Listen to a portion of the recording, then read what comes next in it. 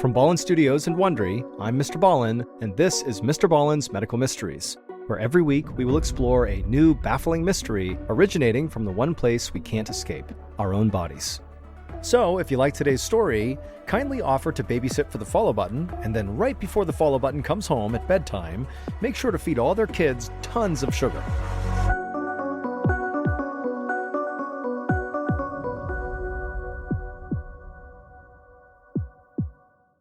This episode is called False Alarm.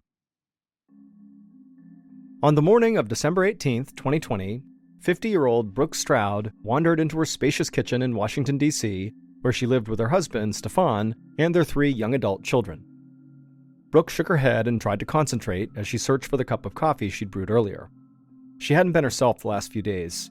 Her head felt foggy, and little things, like where she'd put her coffee, had been slipping her mind. Brooke spotted the cup in a corner right near their large Viking stove. She grabbed it and headed out of the kitchen and into the formal living room. She slipped on a jacket and went out to the backyard, making a beeline for the separate guest house where she'd set up a home office. It was 9 months into the COVID-19 pandemic, and most businesses all over the country were shut down. Brooke was a clinical psychologist, and she had switched all her in-person sessions to Zoom. This morning, she had a group call, so she set her mug down at her wooden desk, turned on her laptop, and logged into her meeting. As Brooke said hello to the other participants, a wave of exhaustion suddenly washed over her. Her head felt heavy, and every bone in her body was suddenly aching. A scary thought crossed Brooke's mind. Maybe she'd finally gotten COVID, a disease that had already killed 350,000 people in the United States alone. She tried to power through the meeting, but all she could think about was how awful she felt. And so after only a few minutes of being in this meeting, she told everybody on the call that she just wasn't feeling well and asked if they could actually reschedule.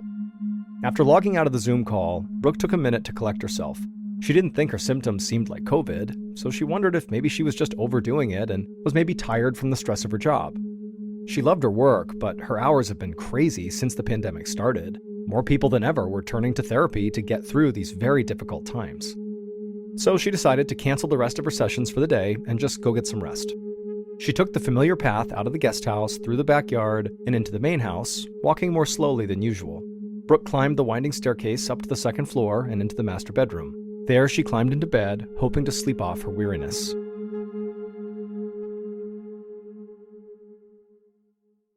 Hours later, around noon, Brooke blinked her eyes open.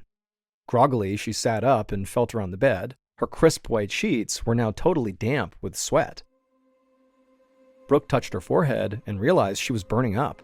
She stumbled out of her bed and into the bathroom to take her temperature, and she saw it was 100 degrees Fahrenheit, and so she knew she was officially sick. Brooke tried to figure out what to do. She needed to get herself tested for COVID as soon as possible, but at-home COVID tests were not available at this time, which meant she'd have to set up an appointment with her doctor. Until she had the results, she could stay in her bedroom to avoid infecting her family potentially, but then she realized it was likely too late to actually isolate herself. Her youngest kids, 19-year-old Alex and 17-year-old Olivia, had come home from college and boarding school for the holidays a few days earlier, and they were probably already exposed to whatever Brooke had.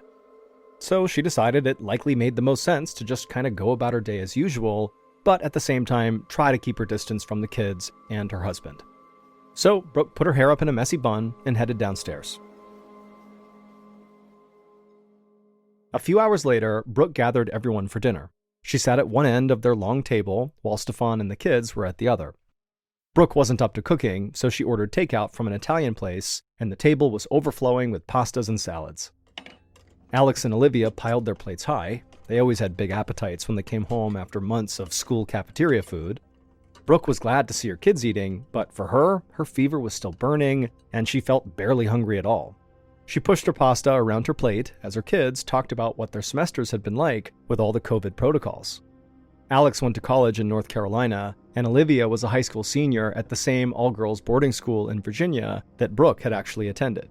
Brooke's oldest child, Sebastian, went to college in Vermont and wouldn't be home for a few days. Brooke really hoped she'd feel better by then, so they could all spend the holidays together, stress-free. Alex looked excited as he told them all about school, but Brooke could see the sadness in Olivia's eyes as she talked about the way COVID restrictions had basically ruined campus life. Normally, she played on a few different sports teams, but the pandemic had put all of them on hold.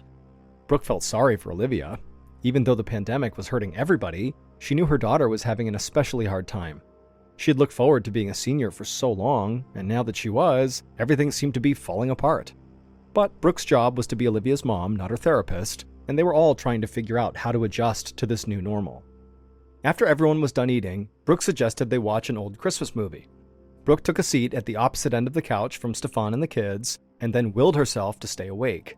Even after napping for several hours that day, she was still exhausted. About halfway through the movie, Brooke noticed her husband massaging his temples, and he also had a strained look on his face. She asked him what was wrong, and he explained his head was pounding. Brooke suggested he go check his temperature. Maybe he had a fever too. They paused the TV, and Stefan headed upstairs, holding onto the banister for support. A few minutes later, Brooke heard him vomiting. So she mustered what little strength she had left and ran up to find him leaning over the toilet bowl. She rubbed Stefan's back, trying to soothe him, but then she heard Alex and Olivia yell for her. Brooke told her husband she'd be right back, and she retraced her footsteps back to the living room. There, she found Alex and Olivia lying on the couch, clutching their heads in their hands as well. They complained that they also had terrible headaches. Brooke turned to go get them some water from the kitchen, while Alex shot up from the couch and ran to the guest bathroom. A second later, Brooke heard him retching too. And as if on cue, Olivia started dry heaving as well.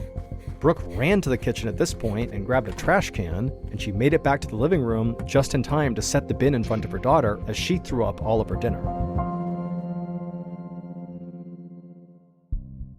The following afternoon, Brooke and Stefan sat next to each other inside of a small exam room at their family doctor's office. Brooke had woken up that morning feeling like she'd barely gotten any sleep, even though she'd slept through the entire night, and the rest of her family felt just as bad, so Brooke had decided to get herself and Stefan checked for COVID. Brooke pulled her mask down under her nose, leaving just enough room for the nurse to insert a long nasal swab into her left nostril. It went so far back that it felt like Brooke's brain was being tickled. Her eyes teared up at the sensation, and she stifled a sneeze. The nurse rotated the swab around her nose for several seconds until it was coated with fluid, and then she repeated the same thing in Brooke's right nostril. And then she did the whole process all over again for Stefan. The nurse explained it would take about 24 hours for them to receive the test results by email. Then she took the swabs and left the room, while Brooke and Stefan checked out at the front desk. The next day, December 20th, 2020, Brooke stared at an email she had gotten from her doctor on her phone. She and Stefan were both negative for COVID, which was great, but they still felt horrible, and so clearly they were sick with something. Brooke decided to call Alex and Olivia's pediatrician to see if the kids should get tested for COVID too. But their doctor explained that it probably didn't make sense since Brooke and Stefan already tested negative. Whatever germs they had would have already infected the kids, but very, very likely it was not COVID. So the doctor recommended that everybody in the family just stay home, get some rest, drink lots of fluids, and surely this whole thing will just pass. However, a few days later, Brooke woke up aching all over still. Her fever had stayed steady at 100 degrees Fahrenheit, clouding her mind. The rest of her family felt just as bad too. Their headaches had never really gone away, and some mornings they still woke up feeling very nauseous. But Brooke fought through the fatigue and dragged herself out to her office in the guest house. She knew she was supposed to focus on resting and powering up her immune system, but she felt a responsibility to her clients. Her family was not the only one struggling right now during this weird holiday season. So Brooke settled in at her desk and logged into her first Zoom call. And as she took notes and chatted with other clients throughout the day, she felt herself perk up a bit. Slowly, her headache subsided, and the exhaustion that had usually overpowered her these last few days began to lift. Brooke thought about how good it felt to focus on other people for a change. Around 5 p.m., she wrapped up her sessions and made her way back to the house. She felt optimistic for the first time in a while that maybe she was finally getting over this illness. And so, Brooke, feeling really good, decided she would surprise the family by cooking a nice dinner. An hour later, Brooke called her whole family over to the dining room. She'd grilled some nice, thick steaks, figuring they could all use the protein. Brooke smiled as she doled out plates of food, silently telling herself that they would all be better by Christmas. She'd gotten sick before everybody else, so it made sense that she was recovering sooner too. But as Brooke took a bite of this food she made, she suddenly felt all that heaviness in her head and body start to creep back in. She told herself it was nothing, ignoring the queasiness that was growing in her stomach, and she managed to swallow a few bites of food before she just gave up. and she could see that the rest of her family also could not stomach their food either. Brooke watched Olivia push her salad around listlessly. She was usually so bubbly and full of life, but tonight, just like the rest of them, she looked defeated. Brooke sighed and began clearing their plates covered with uneaten food. After cleaning up, it took all the strength she had left just to shuffle upstairs and fall into her bed.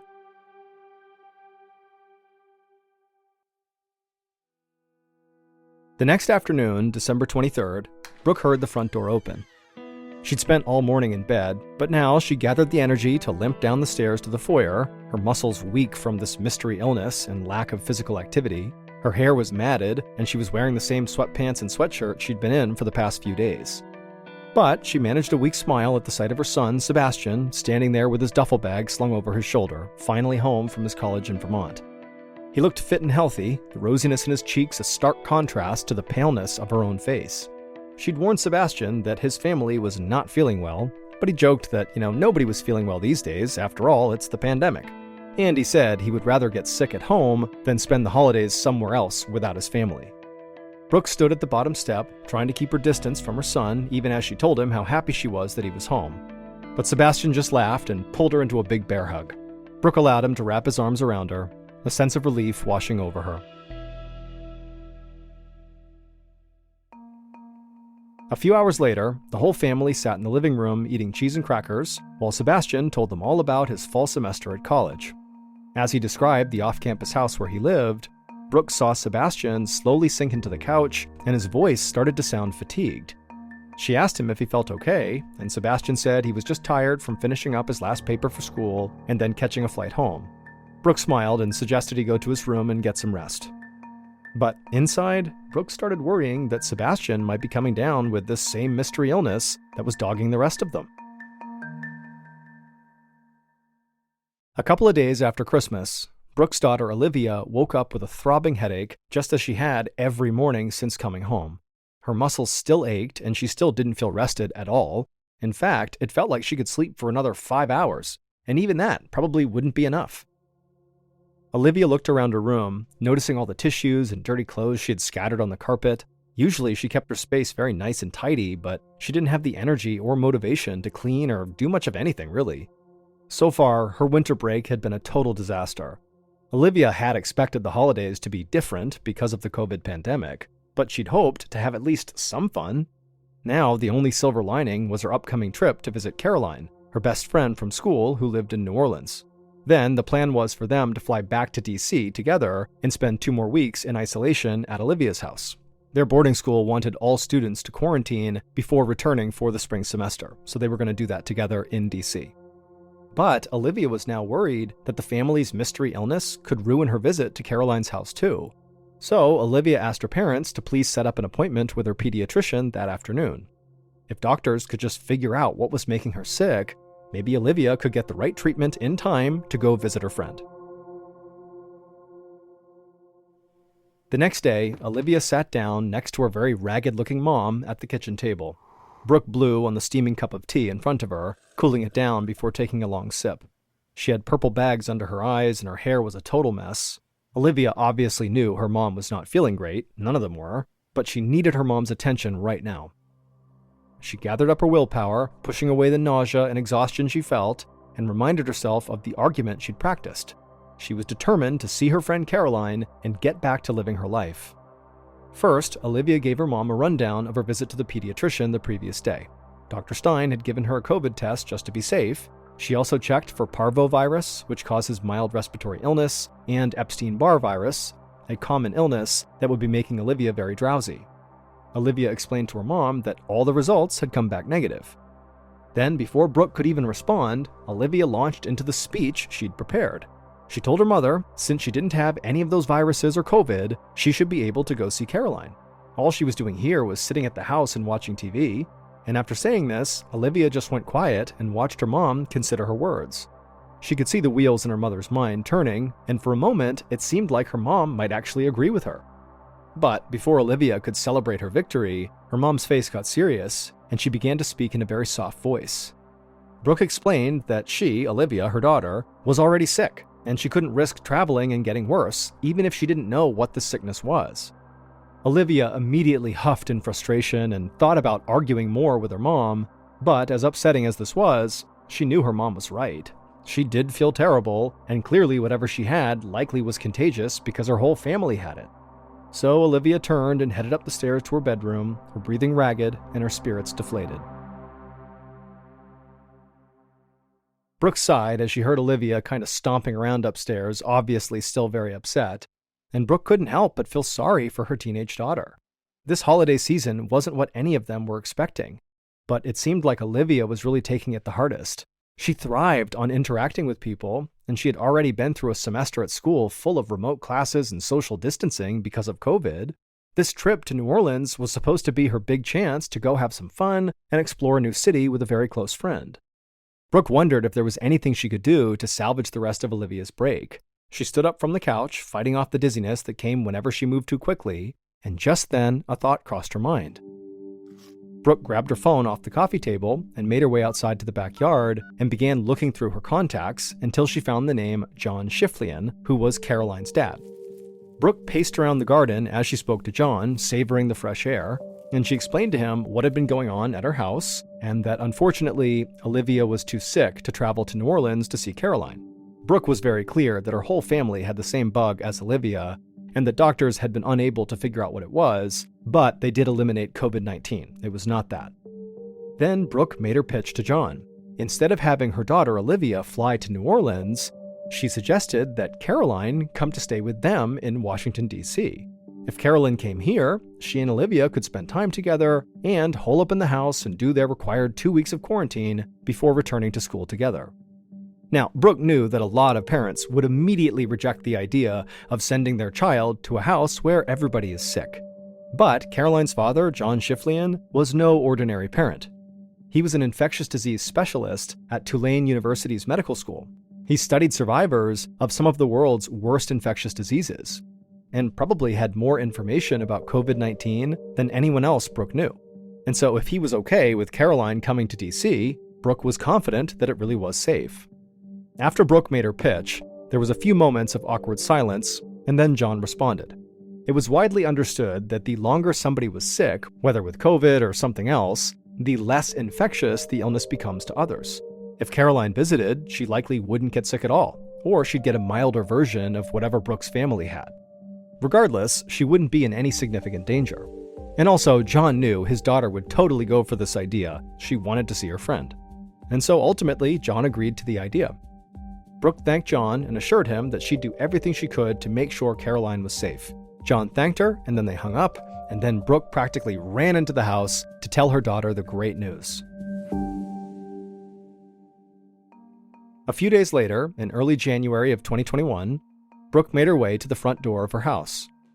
Before she could reach for the handle, Olivia came bolting out of the kitchen and shooed her mom out of the way with more energy than Brooke had seen in weeks. Her daughter was practically jumping with excitement. Olivia threw open the door and immediately wrapped her arms around Caroline.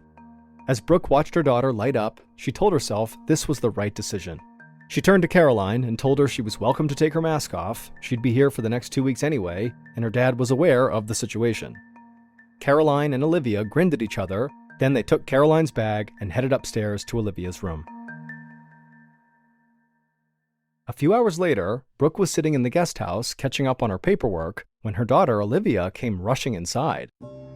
In a panicked voice, she explained that Caroline had a splitting headache and was currently in the bathroom throwing up.